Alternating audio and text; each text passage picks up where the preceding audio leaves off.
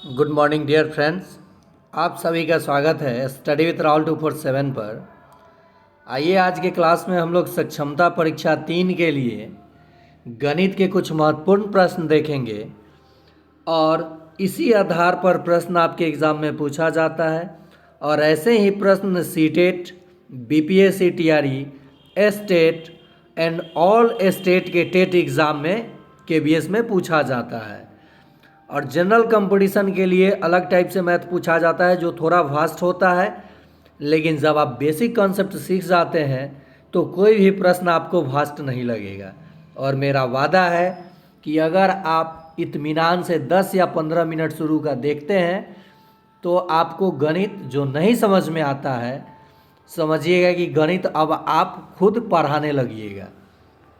तो चलिए शुरू किया जाए प्रश्नों को। और एक में 3 से 4 टाइप प्रश्न मैं बताऊंगा, आराम से आप बिल्कुल समझिए। पसंद आए तो लाइक शेयर कीजिए, नहीं आए तो छोड़ दीजिए, दूसरे चैनल पे चले जाइए। पहला प्रश्न है 55 पैसे का 1 रुपये से अनुपात कितना होगा। देखिए यहाँ दिया है पैसा, यहाँ दिया है रुपया। तो कभी भी अनुपात जब भी किसी राशि का पूछेगा तो आप पहले देखिएगा कि उसकी इक्याई समान है कि नहीं है। मतलब एक जैसे पैसा है तो पैसा के रूप में है कि नहीं है, सेंटीमीटर है तो सेंटीमीटर के रूप में है कि नहीं है, किलोग्राम है तो किलोग्राम के रूप में है कि नहीं है, बदल करके इक्याई उसके बाद आप अनुपात निकाल सकते हैं। तो 55 पैसा और नीचे में 1 रुपया में आप सबको पता है 100 पैसा होता है। देखिए पैसा से पैसा कट गया, 5 से ये 55 कटा 11, 5 से 20 100 कटा 100, तो ये 20 हो जाएगा। यानी जो रेशियो ही है वो फ्रैक्शन है। तो 11:20 किसी ऑप्शन में आपको दिख रहा होगा। ऑप्शन बी आप लोगों का सही हो जाएगा। अब प्रश्न आएगा कि क्या अनुपात का कोई इक्याई होता है, यूनिट इक्याई। तो देखिए इक्याई तो कट जाता है, कुछ भी नहीं बचता है। अनुपात कंपैरिजन होता है, कंपेयर किया जाता है कि किसकी तुलना में कौन ज़्यादा है। ठीक है, रेशियो उसी को आप इंग्लिश में इसको बोलते हैं रेशियो। क्या बोलते हैं? रेशियो। तो आपने देखा कि 55 पैसा और 1 रुपया, तो 1 रुपया में 100 पैसा, 5 से कटा 11, 5 से कटा 20, यानी 11:20 उत्तर आ गया। अगर मैं कहूँ कि आपको 2 सेंटीमीटर का 1 मीटर से अनुपात बताना है, तो आप जानते हैं 1 मीटर में 100 सेंटीमीटर होता है। 2 सेंटीमीटर अब बटा 100 सेंटीमीटर, सेंटीमीटर से सेंटीमीटर ख़त्म, 2 से ये 100 कटेगा तो नीचे 50 आएगा। और बहुत सारे लोग ऊपर छोड़ देते हैं, ऊपर कुछ नहीं बचा तो 1 है, यानी 1/50, 1:50 उत्तर हो गया। तो ये था अनुपात। इक्याई पहले देख लीजिएगा, उसके बाद अनुपात निकाल करके सिंपलेस्ट करके उत्तर दीजिएगा।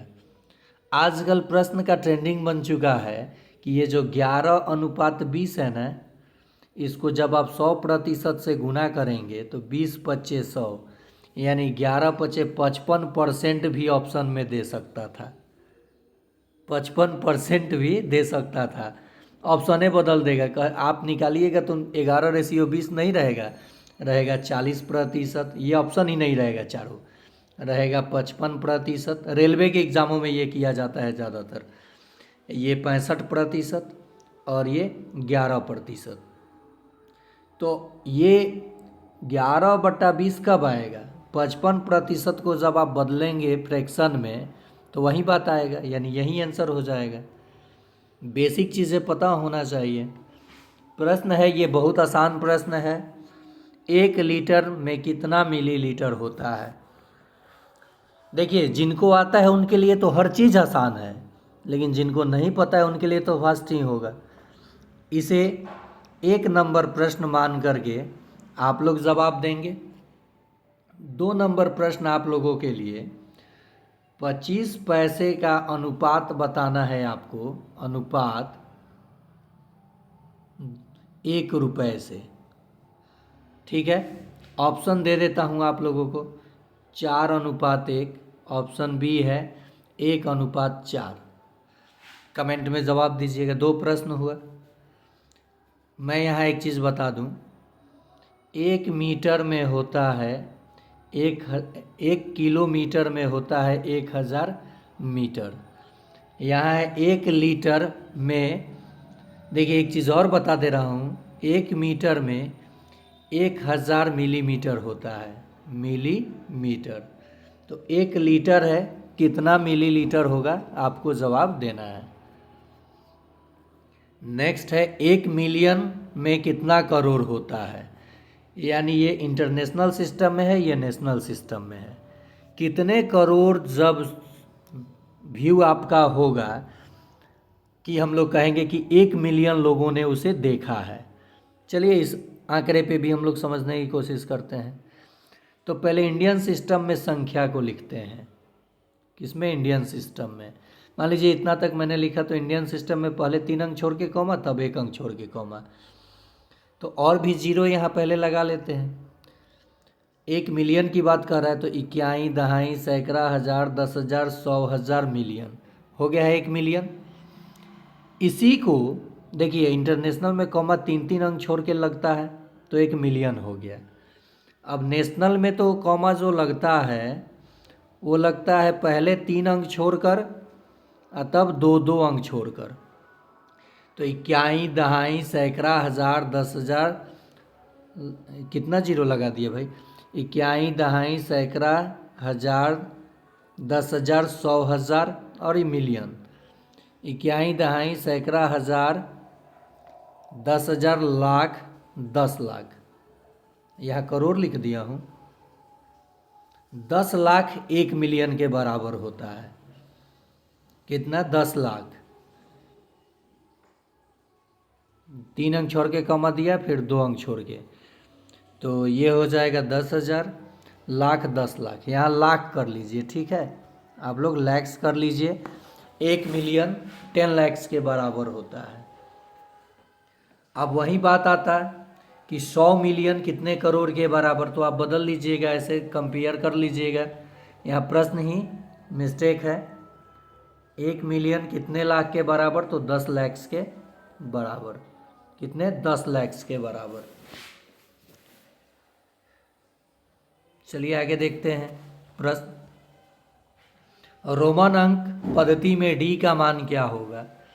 तो रोमन संख्या में डी का मान होता है 500, एम का मान होता है 1000। और आपको मैं बता दूं, ज़्यादातर 90 के बाद के संख्याओं में प्रॉब्लम होता है। 90 का होता है एक्स सी, 100 से कम। 100 का होता है सी, 40 का होता है एक्स एल, 50 से 10 कम, और 50 का होता है एल। अगर मुझे 3000 लिखना हो तो रोमन संख्या में, तो आजकल नया सिस्टम आप 3 के भी लिख सकते हैं, या 3 गो ये आई दे करके इस पे बार लगा देंगे तो ये 3000 हो जाएगा। मैं कहूँ 3 नंबर प्रश्न आप लोगों के लिए, 97 का रोमन संख्या बताइए। तो ऑप्शन ए रहेगा आप लोगों के लिए CXVII, और ऑप्शन बी रहेगा XCVII। कौन सा ऑप्शन सही होगा कमेंट में जवाब दीजिएगा।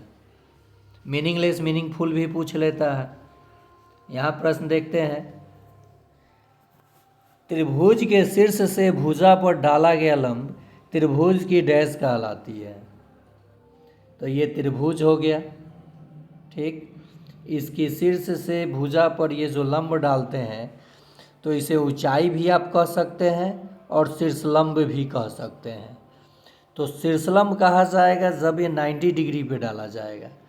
तो त्रिभुज के शीर्ष से भुजा पर डाला गया लंब, लंब है तो शीर्षलंब भी कह सकते हैं और ऊंचाई भी कह सकते हैं। त्रिभुज का क्षेत्रफल हो जाता है 1/2 गुने आधार और गुना शीर्षलंब यानी ऊंचाई। क्या हो जाएगा? ये आधार हो जाएगा और ये ऊंचाई हो जाएगा। मान लीजिए किसी त्रिभुज का ऊंचाई दिया है 4 सेंटीमीटर और आधार दिया है 6 सेंटीमीटर। तो प्रश्न पूछेगा कि इसका क्षेत्रफल बताइए, तो 1/2 गुना आधार गुना ऊंचाई, ये कट जाएगा, 6 दूनी 12 सेंटीमीटर स्क्वायर क्षेत्रफल हो जाएगा। समझे होंगे आप लोग।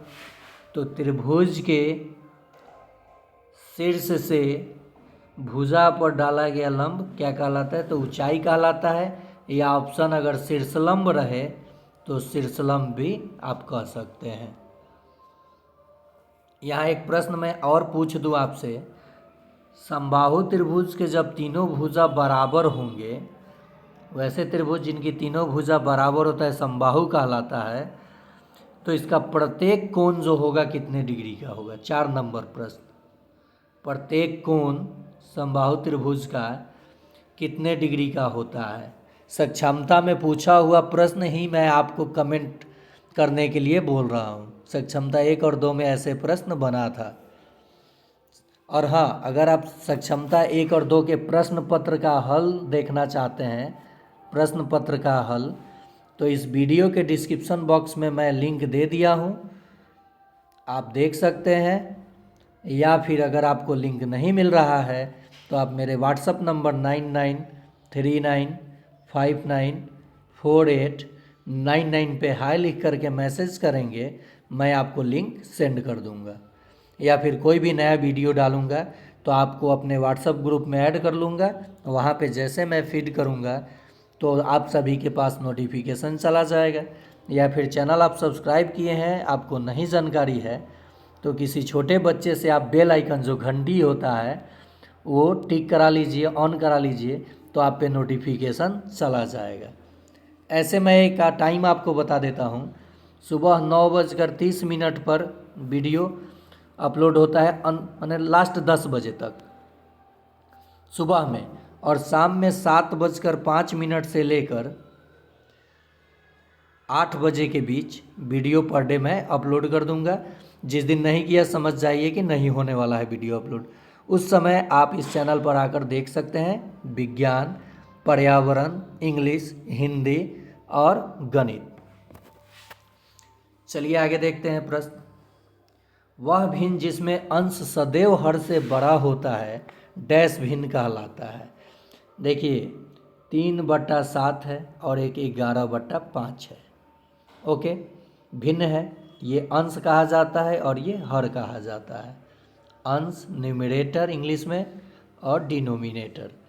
तो जिस किसी भिन्न का अंश बड़ा होगा हर से, 5 से 11 बड़ा है, देखिए क्या कर रहा है, अंश सदैव हर से बड़ा हो तो उसे हम लोग विषम भिन्न कहते हैं। क्या कहते हैं, विषम भिन्न। और जिस भिन्न का अंश हर से छोटा हो तो उसको हम लोग सम भिन्न कहते हैं। याद रखिएगा। मिश्र भिन्न देखिए क्या होता है, जब यहीं 11/5 को हम लोग 5 दूनी 10, एक शेष बचा और ये 5 इस रूप में लिखेंगे 2 होल 1/5, तो ये मिश्र भिन्न कहलाता है। कैसा भिन्न, मिश्र भिन्न। तो विषम भिन्न को मिश्र भिन्न में बदला जा सकता है, लेकिन सम भिन्न को मिश्र भिन्न में नहीं बदल सकते हैं। 3/7 को आप मिश्र भिन्न में लिख दीजिएगा, कभी नहीं लिख सकते हैं। तो ये आपका रहा भिन्न से संबंधित प्रश्न। मैं भिन्न में बड़ा कौन है, बढ़ते क्रम, सीटेट में पूछता है, बढ़ते क्रम या घटते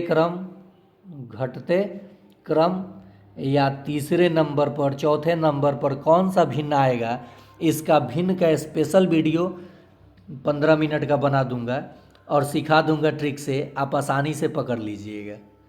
चलिए आगे चलते हैं, देखते हैं प्रश्न। और हाँ, आप अगर देख रहे हैं वीडियो तो लाइक ज़रूर कीजिए और एक प्यारा सा कमेंट कीजिए कि इस चैनल पर आकर आपको कैसा लगता है। मुकेश सर हैं, बहुत सारे मैम हैं, जो मुकेश सर तो कंटिन्यू रहते हैं और काफ़ी ज़्यादा उनका साथ मिलता है, उनका हमेशा कमेंट मैं देखते रहता हूँ। रामेश्वर प्रसाद गुप्ता, देखिए आईडी आपका किस नाम से, मैं वही नाम से आपका शो होता है यहाँ पे। तो आप जब कमेंट करें तो अपना नाम ज़रूर ब्रैकेट में ऐसे करके लिख दें, ताकि मुझे जानकारी रहे कि कौन शिक्षक जुड़े हुए हैं। या फिर आप प्रश्न का जवाब भी दे सकते हैं। वह भिन्न जिसमें अंश सदैव हर से बड़ा होता है, ये तो आप कर लिए। अब देखिए, ये आपको हल नहीं करना है, ये बहुत अच्छा सवाल पूछा हुआ है जो 6 या 7th के बुक में आपको देखने को मिलता है। योग का क्रम विनिमय नियम, गुणा के कुछ नियम मिलता है। योग और गुणा के कुछ नियम होता है जो बड़े बड़े सवालों को आसानी से किया जा सकता है, और ये नियम का नाम ही यहाँ पूछा है। जैसे दिया है जोड़ है जोड़, तो गुणा वाले योग पार्ट को तो आप काट दीजिए बिल्कुल, कि जब जोड़ है तो जोड़ कहीं योग तत्समक, योग का सहचर्य गुण, क्रम विनिमय नियम, ये भी काट दीजिए। अब बचा 2 ऑप्शन। तो जोड़ है और आपको पता है ए जोड़ बी जोड़ सी हमेशा बराबर आएगा बी जोड़ सी जोड़ ए। तो ये दोनों का मान सदैव बराबर आएगा। इस नियम को हम लोग कहते हैं योग का सहचर्य नियम। क्या कहते हैं? सहचर्य नियम। कौन सा नियम कहेंगे हम लोग इसे?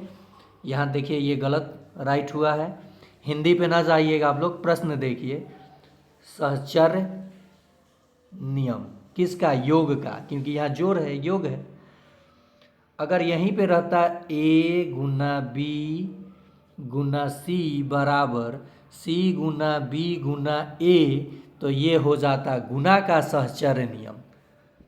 समझ गए होंगे आप लोग। ये नियम पे भी योग का लाऊंगा वीडियो छोटा सा।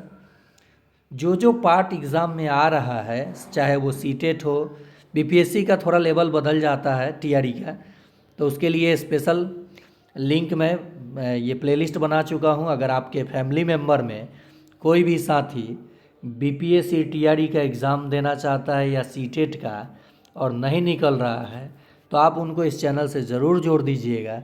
मैं कोशिश करूँगा कि किस तरह से मैंने निकाला था और वो आप शेयर करूँगा, पढ़ाऊँगा।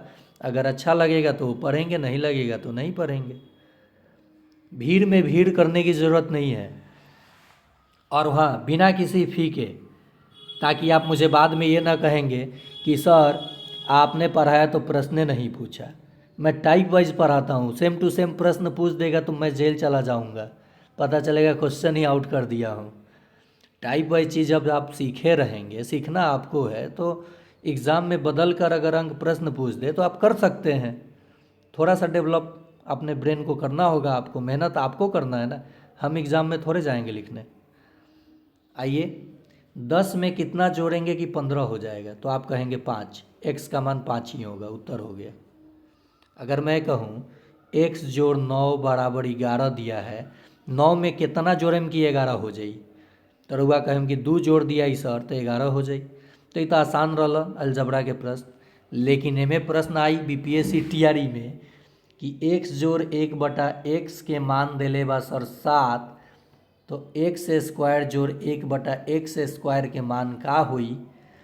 तो इहो जब रुआ सीख जाम तो आसान हो जाई। a + b the whole square पर आधारित बा। जब भी ऐसा टर्म में यहाँ संख्या दिल रही है स्क्वायर में जोड़ पूछी, तो 7 के वर्ग करके 2 गो घटा दें, आंसर आ जाई। यानी 49 में से 2 घटा दी, आंसर आ जाई 47। समझ में आ गल? यहाँ अगर माइनस दिले रही हई पूछी तब का होते में 2 जोड़ देती, आंसर आ जैते 51। तो चली 6 नंबर प्रश्न रउआ लोग इन खातिर x जोड़ 1/x बराबर 11 बा, तो x स्क्वायर जोड़ 1/x स्क्वायर के मान का हुई? ये ज़्यादातर टीआरई में पूछे या अन्य एग्ज़ाम में पूछेला कंपटीशन के। प्रधान शिक्षक के जौन एग्ज़ाम हुई में पूछ सकता। 7वां नंबर प्रश्न रही x घटाव 1/x बराबर 10, तो x स्क्वायर जोड़ 1/x स्क्वायर के मान का हुई? बतावे के बाद कमेंट में। चलिए आगे देखल जाओ प्रश्न। सबसे छोटी संयुक्त यानी कंपोजिट नंबर क्या है? तो वो 4 है, क्योंकि 4 के पास 2 गो से ज़्यादा गुणनखंड होगा। जब भी किसी संख्या का गुणनखंड 2 से ज़्यादा हो, यानी 1 और 0 को छोड़कर और भी हो, तो वह संयुक्त संख्या यानी कंपोजिट नंबर कहलाता है। और जिसके पास केवल 2 ही गुणनखंड हो, एक और वह स्वयं, वो अभाज्य संख्या कहलाता है। और प्रथम अभाज्य संख्या क्या होता है, तो आपको 8 नंबर प्रश्न का जवाब देना है। 6-7 वहाँ दिया था, ये 8 नंबर प्रथम अभाज्य संख्या। आगे देखते हैं प्रश्न। प्रश्न है, एकिक नियम पे आधारित है ये प्रश्न। यदि एक छात्रावास में प्रति बच्चों के लिए चावल की खपत 4 किलोग्राम है, प्रति बच्चे मतलब एक बच्चा कितना चावल खा जाता है, 4 किलो। छात्रावास जिसको आप बॉयज़ हॉस्टल बोलते हैं, एक लड़का 4 किलोग्राम चावल खपत करता है, तो 30 बच्चे कितने खा जाएंगे, एक 4 खाता है तो 30 बच्चे, 30 गुना 4, 3 चौका 12, 120 केजी चावल खा जाएंगे। आसान है प्रश्न।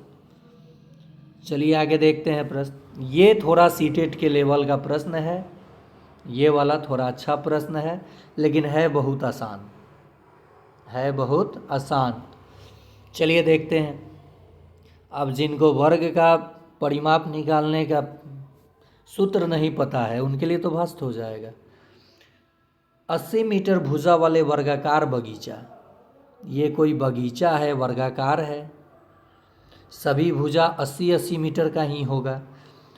तो 80 मीटर भुजा वाले वर्गाकार बगीचे के चारों ओर बार लगाने का खर्च 25 रुपया प्रति मीटर की दर से ज्ञात करना है। तो ज़रा यहाँ देखिए, वर्ग का परिमाप होता है 4 गुने भुजा। क्या होता है, 4 गुना भुजा। अच्छा है, ये भुजा को 4 बार जोड़ दीजिएगा तो भी आ जाएगा।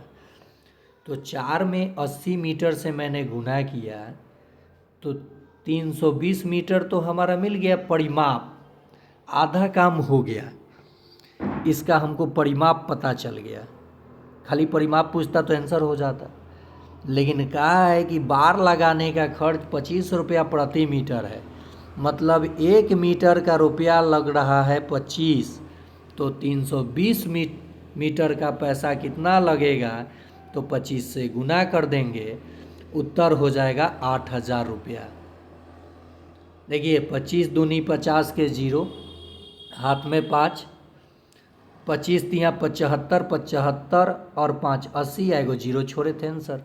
मैंने कैसे गुना किया देखिए, 320 मीटर था, 25 रुपया से गुना किया, क्योंकि 1 मीटर का 25 रुपया लग रहा था।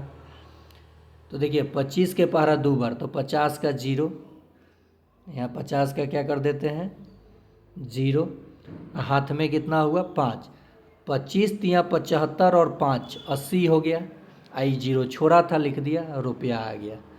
यानी बार लगाने का, यहाँ लिख सकते हैं बार लगाने का खर्च। तो आपको तो ऑप्शन देगा कौन सा क्लास में पढ़ा रहे हैं, क्लास में पढ़ाते तो बार लगाने का खर्च 8,000 रुपया होगा। तो ये था आप लोगों के लिए प्रश्न।